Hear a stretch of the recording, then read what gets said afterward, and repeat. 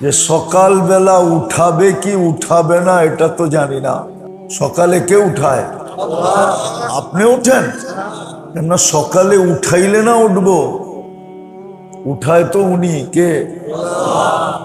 আল্লাহ উঠায়। নইলে কেন আসাবে কাহাব ৩০৯ বৎসর উঠলো না? কি ঘুমের ভিতরে খিদা লাগে না? ঘুমের ভিতরে কি ডায়াবেটিস নীল হয় না? না হয় না? হয় না? হয় না? ঘুমের ভিতরে খিদা লাগে না? ৩০৯ বৎসর সালাসামিয়াতু সানা ওয়াজদাদু তিসা। আপনার বিজ্ঞানও তো পাগল হয়ে যাব যদি চিন্তা করে। বিজ্ঞান বিজ্ঞান বলেন না, বিজ্ঞান কিন্তু পাগল হয়ে যাব এটা চিন্তা করলে, সোজা পাগল হইব। ৩০৯ বৎসর ঘুমায় রয়েছে, ওর খিদা কই, ওর পিপাসা কই? দেখেন না রাত্রে অনেক, যখন রাত্র লম্বা হয়, গরমের দিন রাত্র লম্বা হয় না, অনেকজনে ঘুমের তো ওটা পানি খায় না? ঘুমের তো ওটা পানি খাস কেন? অনেক পিপাসা লাগছে। ৩০৯ বৎসরের পিপাসা কই গেল? বিজ্ঞান পাগল হয়ে যাবে আমার বিশ্বাস। ওরা এটি চিন্তা করে না, পাগল হয়ে যাবো তো এই জন্য চিন্তা করে না। ৩০৯ বৎসর ক্ষুধা পিপাসা, আবার কাপড় পর্যন্ত ময়লা হয় নাই, কাপড়ও, চুল নখ কিচ্ছু বাড়ে নাই, চুল নখ যতটুক ছিল অতটুক। তাহলে ৩০৯ বৎসরের চুল কোন পর্যন্ত আসার কথা? আর বলেন না, বলেন না, কতটুকু আসার কথা? নখ কত বড়? কয়শো মাইল হওয়ার কথা। আচ্ছা কয়শো মাইল না হোক, ১.৫-২ কিলোমিটার তো হওয়ার কথা। একটু নখ বাড়ে নাই, একটু চুল বাড়ে নাই, জামা একটু ময়লা হয় নাই।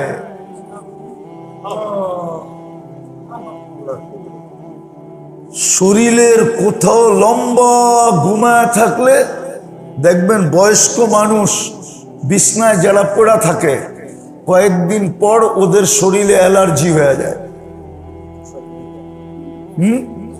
দেখছেন এরকম? অ্যালার্জি হয়ে যায়। এগুলা কিচ্ছু হয় নাই। ৩০৯ বৎসর পরে উঠছে, উঠার পরে খিদা অনুভব হয়েছে, বলছে খিদা খিদা লাগতেছে। একজনকে বলছে যে কিছু কিনা নিয়ে আয়। ৩০৯ বৎসরে কয়বার রাজত্ব পাল্টাইছে,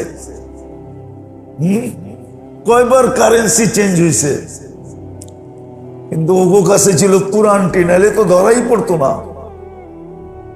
বাজারে যাওয়ার পরে সবাই দেখা বলছে আরে এই কারেন্সি, এটা তো ৩০০ বৎসর আগের কারেন্সি। ওই ৩০০ বৎসর ধরে মানুষের মুখে চলতে ছিল যে ৩০০ বৎসর আগে রাজার ভয়ে কিছু যুবক হারায় গেছিল, ওদেরকে আর খোঁজা পাওয়া যায় নাই। কাহিনী লম্বা, ওটা আমি বুঝাইতে চাইতেছিলাম। তো মেরে দোস্ত, বুদ্ধিমান ওই ব্যক্তি যে মূল্য থাকতে মূল্যায়ন করে। কিসের মূল্য?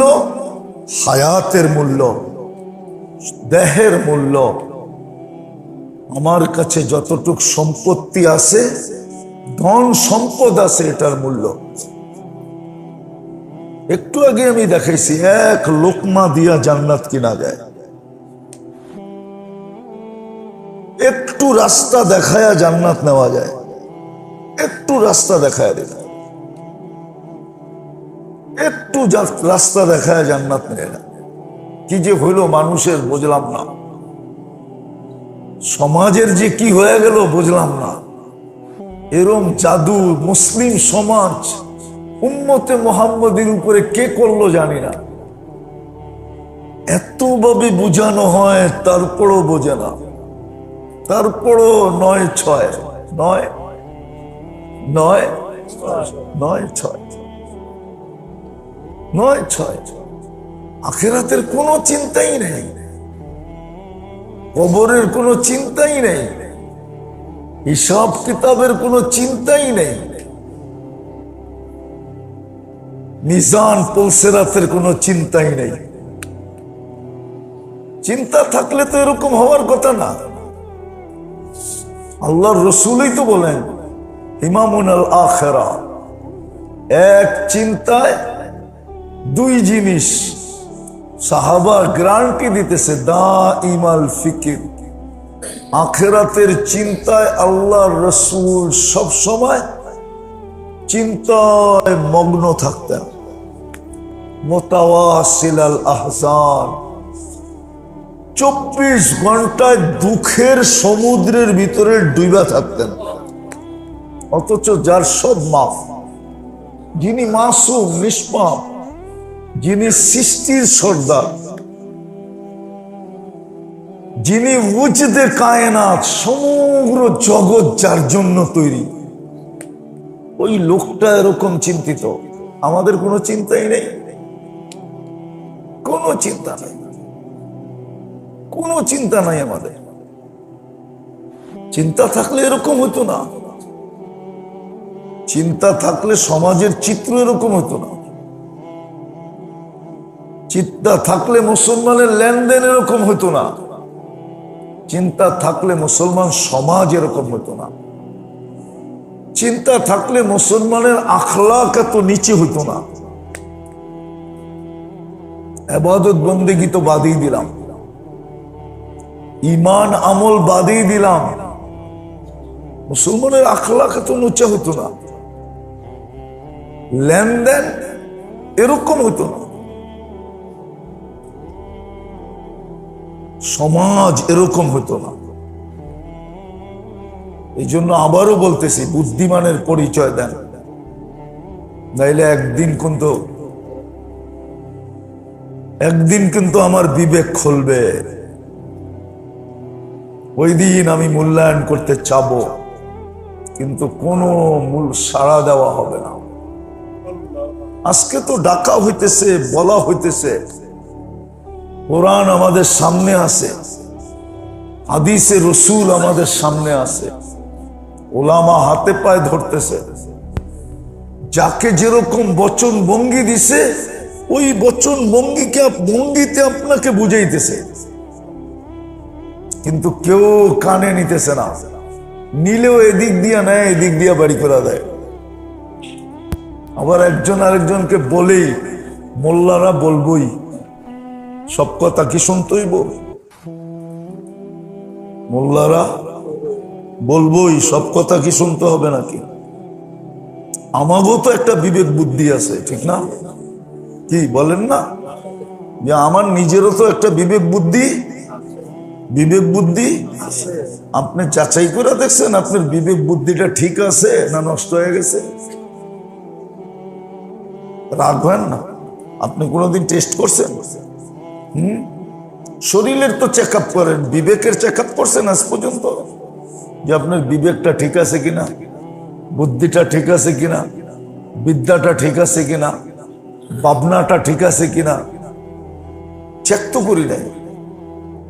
বলবেন চেক কোন জায়গায় করা যায়? আছে, প্যাথোলজি সেন্টার আছে, আপনাকে খুঁজে বাহির করতে হবে, ওইখানে গেলে চেক হয়ে যাবে। আছে চেক করার জায়গা আছে, বিবেক চেক করা যায়, বুদ্ধি চেক করা যায়, বিদ্যা চেক করা যায়, যেটা ঠিক আছে না ভুল হয়ে গেছে, আউলে হয়ে গেছে। আছে আপনাকে খুঁজে বাহির করতে হবে, আপনাকে খুঁজে বাহির করতে হবে। আর খুঁজে বাহির করতে পারলেই আপনি চেক করতে পারবেন। আছে আবার চেক করার জন্য লোক চেক করে, এরকম লোক আছে যারা যায় চেক করে। শুধু গরিব না, ধনীও আছে, হাই লেভেলের লোক আছে। এটা হলো বুঝের উপরে, যার বুঝে আসছে যে না, মূল্য থাকতে মূল্যায়ন করা উচিত, উচিত না, জরুরি, একান্ত প্রয়োজন, একান্ত জরুরত। নাইলে কিন্তু আমি বুদ্ধিমানের পরিচয় দিতে পারবো না। আল কাইয়িসু মান দানা নাফসা ওয়াগতানিম খামসান ক্বাবলা খামসিন। এরকম বহুত হাদিস দেওয়া যাবে, কোরআনের আয়াত দেওয়া যাবে, কিন্তু সার মর্ম এইটাই আমি যেটা বুঝাইতেছি। মূল্য থাকতে মূল্যায়ন করো, বুদ্ধিমান হবে। আর যদি মূল্য থাকতে মূল্যায়ন না করলা, তাইলে তুমি বুদ্ধিমান হবে না, তুমি বেউকুফ হবে। হতে পারে তোমার বাড়ির কুকুরও তোমাকে দেখা হাসবে, আর কুকুরের দৃশ্য দেখো তুমি আফসোস করবে। কোরআনে আছে, ইয়া লাইতানি কুনতু তুরাবা। প্রত্যেক সমাজের মানুষগুলা যখন ওর সামনে দেখবে, ওর সমাজের রাস্তাঘাটে যে কুকুর পড়া থাকতো ও মাটি হয়ে যাইতেছে, আর একে জাহান্নামের ইন্ধন বানানো হইতেছে, তখন ও চিৎকার দিবে আর বলবে, ইয়া লাইতানি কুনতু তুরাবা, হায় আমি যদি মাটি হয়ে যেতাম। ওই দিন পরিচয় হবে ও গাধার চেয়েও গাধা, গাধার চেয়েও, না গাধা ওর চোখের সামনে মাটি হবে, আর ও তো মাটি হবে না, উকুদুহান নাস, ও তো জাহান্নামের ইন্ধন হবে। তো কি গাধার থেকে গাধা হলো না? না হইল না? বলেন, গাধার থেকে গাধা হইল না? এই জন্য মেরে দোস্ত ভালো মতে বোঝেন, মূল্য থাকতে মূল্যায়ন করি, দাম থাকতে দাম দেই। আজকে মূল্য আছে, বুদ্ধিমানের পরিচয় দেই, নাইলে ওই বুজুর্গের কথাই সত্য, নাইলে কোরআন হাদিসের কথাই সত্য। একদিন তুমি মূল্যায়ন করতে চাবে, কিন্তু কোনো মূল্য দেওয়া হবে না, না, না, না। আর যদি আজকে মূল্যায়ন করলো, তাইলে বলা আছে কালকে মূল্যায়ন করব। কি দিয়া করবেন? জান্নাত দিয়া,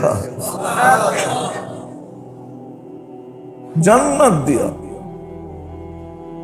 যার এক ফোঁটা পারফিউম, জান্নাতের এক ফোঁটা পারফিউম যদি আজকে দুনিয়ায় ছাড়ে, তো আল্লাহর রসুল বলছে শুধু দুনিয়া না,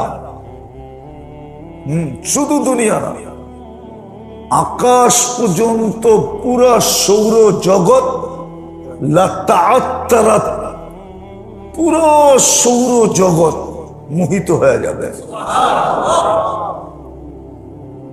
অথচ জীববিজ্ঞানের একটা যুক্তি আছে, গ্রান কত দূর পর্যন্ত ছড়ায়, কোন জিনিসটা কতটুক পর্যন্ত উঠতে পারে। কেননা মধ্যে আকর্ষণ শক্তি আছে, তার উপরে আবার আরেকটা আছে, তার উপরে আরেকটা আছে। যেমন আমরা সূর্যের আলো ডাইরেক্ট পাই না, ডাইরেক্ট সূর্যের আলো যদি শরীরে লাগতো, তাহলে আপনি 1 মাসের ভিতরে মরে যেতেন। তামা না, চর্ম ক্যান্সারে মরে যেতেন। সূর্যের আলো তো জমিনে আসে 3 বার ফিল্টার হয়। কয়বার? 3 বার আল্লাহ এটাকে ফিল্টার করে তারপরে পাঠান। কয়বার? কয়বার? আপনাকে বিজ্ঞান দিয়ে জিজ্ঞাসা, আমার কথা সত্য বলবে, বলবে হুজুরের কথা সত্য। 3 বার ফিল্টার হয়ে আসে। হায় হায়, তারপরে তো মানুষ বোঝে না। নাহলে চর্ম ক্যান্সারে 1 মাসে মরে যেতেন। সবার গায়ে চর্ম ক্যান্সার হইত,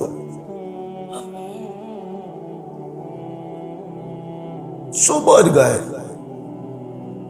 ঘরের ভিতরে যারা থাকতো ওদেরও চর্ম ক্যান্সার হতো। আল্লাহ 3 বার এটাকে ফিল্টার করেন, তারপরে জমিনে পাঠান। যার কারণে ওটা আপনার আমার জন্য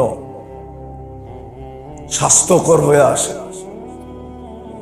যা হোক, আমি আর লম্বা করতে চাইতেছি না। বুঝলে অল্পতেই বুঝবে। জীবন চেঞ্জ করার নিয়ত থাকলে অল্পতেই করবে, নাহলে সারা রাত বুঝাইলেও বুঝবে না। রাগ হয়েন না আবার আপনারা। আছে একটা প্রাণীরে সারা রাত বুঝাইয়া কান ছেড়া দিলে আবার কান জাড়া দেয়। বুঝের হইলে এতটুক কথাই বুঝবে। আর ইতিহাসে আছে এক এক কথায় জীবন চেঞ্জ হয়েছে, এরকম ইতিহাস আছে। ছোট ছোট কথায় জীবন চেঞ্জ হয়ে গেছে। মালিক ইবনে দিনার ওলি ছিলেন না, ওনার একটাই মেয়ে ছিল, মারা গেছিলেন। স্বপ্নে শুধু মেয়ের সাথে দেখা হয়েছে, আর মেয়ে বাপের এখানে দৌড়া বলছে, আব্বা এখনো কি ফিরে আসার সময় হয় নাই? অথচ ওনার নাম মালিক ইবনে দিনার। দিনারের রাজা। কি আল্লাহ টাকার পাহাড় না, সমুদ্র দিছিলেন ওনাকে। রাগ হয়ে তো যাবেন, মাঝে মাঝে তো দেখি সামান্য একটু বাড়ির মালিক হয়ে সব ভুলা যায়। ভাবই অন্যরকম। বাড়িওয়ালা, জমিদারের দিনার না, সোনার টাকার রাজা। মেয়েটা মারা গেছে, স্বপ্নে দেখছে মেয়েটা এখানে ধরে বাপকে বলছে, বাবা এখনো ফিরার সময় হয় নাই। ঘুমের থেকে ওটা সব দাসীদেরকে আজাদ করে দিছে। একটা ছিল খুব প্রিয়, সে বলছে, মালিক ঘুমের থেকে ওইটা তোর কি লো, কেন করতেছিস? সব আজাদ। তো বাদীর কাছে খুলা বলছে এই কারণে, বলছে মালিক যে আল্লাহ তোর দরকার ওই আল্লাহ আমারও দরকার, আমি তোর সাথে থাকবো। একটাই সাথে ছিল। এতটুক কথা, তাও মরা মেয়ের। সারা রাত ওয়াজ করলে লাভ নাই যদি আপনারা আমার টপিকস না বোঝেন। আর যদি বোঝেন তো এতটুকুই যথেষ্ট। বুদ্ধিমান ওই ব্যক্তি মূল্য থাকতে মূল্যায়ন করে। আজকে হায়াতের মূল্য আছে, দেহের মূল্য আছে। যা দিছেন কম বেশি এটার মূল্য আছে। দেখাইছি আমি, 1 লোকমা দিয়া জান্নাত কেনা যায়, 1 টাকা দিয়া জান্নাত কেনা যায়। একটা কষ্টদায়ক জিনিস রাস্তাতে ছড়ায়া জান্নাত কেনা যায়, একটু রাস্তা দেখায় জান্নাত কেনা যায়। কিন্তু কিন্নু তো দূরের কথা, আমার সমাজ তো উল্টাই হয়ে গেছে। নাইলে মাঝে মাঝে যা শুনি নিজেরই মনে চাই, ইয়া লাইতানি মৃত্যু কবলা হাদা। এই কথাটা শোনার আগে যদি মৌত হতো তাহলে ভালো হয়ে যেত। সমাজের চিত্র এরকম, শুনলে মাঝে মাঝে মনে চাই যে ইয়া লাইতানি মৃত্যু কবলা হাদা। এই চিত্র, এই কথা শোনার আগে মৌত হয়ে গেলে ভালো হতো, তাহলে এই কথাটা আমি শুনতাম না, এই চিত্র চোখে দেখতাম না। আমি খুলে বলতেছি না আপনাদেরকে, ইশারাই বলতেছি। আছে আমার সমাজে, আছে এরকম। সমাজটা এরকমই হয়ে গেছে। কে কারে ধোকা দিবে, কে কাঠটা সিনায় খাবে, এরমই না? এরম না? কি কারে ধোকা দিবে, কে কাঠটা সিনায় নিবে, কে কাল লোকে 9-6 করবে, এটারই মনে হয় বাজার এখন চলতেছে গরম। কিন্তু এটাও সত্য, অচিরে আসতেছে। আল্লাহর এমন থাবা পড়বে আমাদের উপরে, এমন থাবা পড়বে, এমন থাবা। কিন্তু যদি এর আগে তওবা না হইল তাইলেই বিপদ, আর যদি তওবা হয়ে গেল তো আলহামদুলিল্লাহ। বিদায় মেরে দোস্ত, একটু ভাবেন, চিন্তা করেন কিভাবে মূল্যায়ন করতে হবে, কাদের কাছে গেলে জানতে পারবো, শিখতে পারবো। টোকায়া বাহির করেন যে কিভাবে আমি মূল্যায়ন করতে পারবো। অল্প সময়ে অল্প পরিশ্রমে, পরিশ্রমও যেন বেশি না হয়, পরিশ্রমও যেন বেশি না হয়। তো উদাহরণ দেখেন, এসব পড়া যায় ঘুমায় গেল, আর ফজরের আজান শুনা উঠা গেল, আর মসজিদে এসে ফজরের নামাজ পড়া ফেলল। কোন দুনিয়ার হুজুর আছে ফতুয়া দিতে পারবে যে ও সারা রাত্র ইবাদত করে নাই? পারবে কেউ ফতুয়া দিতে? কি করছে সারা রাত্র? আরে আপনার চোখে না ঘুমাইছে, কিন্তু বুদ্ধিমান আল্লাহর কাছে ও সারা রাত্র ইবাদত করছে। ঘুমাইছো মন বইরা, স্বাস্থ্য ঠিক হয়েছে, সবকিছু ওকে আছে, মধ্যখান দিয়ে ইবাদত কামায় গেছে। শিখতে হবে, আপনাকে শিখতে হবে, নাইলে কিন্তু বললাম না বুদ্ধিমানের পরিচয় হবে না। তখন দেখা যাবে আমি গাধার চেয়েও বড় গাধা। আমার বাড়ির কুকুরকে দেখো আমার আফসোস করতে হবে। এই জন্য কোরআনে একটা আয়াত আছে, আয়াত মা সালাকাকুম ফি সাকার। এই আয়াতটার ভিতরে একটা ইঙ্গিত আছে, দুনিয়ার শিক্ষিত মানুষগুলা যারা নিজেদেরকে শিক্ষিত মনে করত, সুশীল মনে করত, বুদ্ধিজীবী মনে করত, সমাজ সেবক মনে করত, জাতির কর্ণধার মনে করত, টাকা পয়সা আলা মনে করত, সয় সম্পত্তি আলা মনে করত, জায়গা জমিন যাদের ছিল, এই আয়াতে ইঙ্গিত আছে ওরাই বেশি বাম দিকে যাবে, আর ওদের অধীনস্থ যারা ছিল ওরাই সব জান্নাতে যাবে। ওরা জিজ্ঞাসা করবে মা সালাকাকুম ফি সাকার, মহাজন আপনি এখানে গেলেন কি করে? জমিদার আপনি এখানে গেলেন কি করে? মালিক আপনি এখানে গেলেন কি করে? নেতা আপনি এখানে গেলেন কি করে? তো কোরআনে ওটার জবাবও আছে, লাম নাকু মিনাল মুসাল্লিন ওয়া লাম নাকু নুতঈমুল মিসকিন। ওয়ালাম নাকু নুতঈমুল মিসকিন, কারণও বলে দিবে এই কারণে এখানে আসছি। এই জন্য আবারও বলতেছি আপনাদেরকে, বুঝে আসো, মূল্য থাকতে মূল্যায়ন করি। আজকে এই দেহেরও মূল্য আছে যদি আপনি ব্যবহার পদ্ধতি শিখতে পারেন। এই হায়াতেরও মূল্য আছে যদি সঠিক জায়গায় ব্যয় করতে পারেন। সম্পত্তি 1 টাকা আছে, ওটাকেও যদি সঠিক জায়গায় ব্যয় করতে পারেন তাইলে বুদ্ধিমানের পরিচয় দিলেন।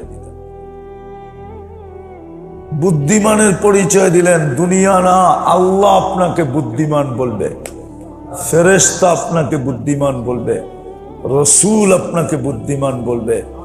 দুনিয়া তো বুদ্ধিমান ওকে বলে অল্প বয়সে 9-6 কইরা খুব উপরে উঠছে, তো দুনিয়া বলে বাচ্চাটা বড় ট্যালেন্ট, ঠিক না? ছেলেটা বড় ট্যালেন্ট, ছেলেটা বড় বুদ্ধিমান, ঠিক না? এটা দুনিয়া, আল্লাহ না। আল্লাহ তো বুদ্ধিমান বলবে ওই যুবককে যে যৌবন কাজে লাগাইছে, বুদ্ধিমান বলবে ওই নারীকে যে নারীত্বকে কাজে লাগাইছে, মূল্যায়ন করছে। আল্লাহ তো বুদ্ধিমান বলবে ওই পুরুষকে যে পুরুষত্বের মূল্যায়ন করছে। আল্লাহ তো বুদ্ধিমান বলবে ওকে যে দেহের মূল্যায়ন করছে, হায়াতের মূল্যায়ন করছে। যতটুকু সম্পদ দিছে ওটাকে ঠিক মতে মূল্যায়ন করছে।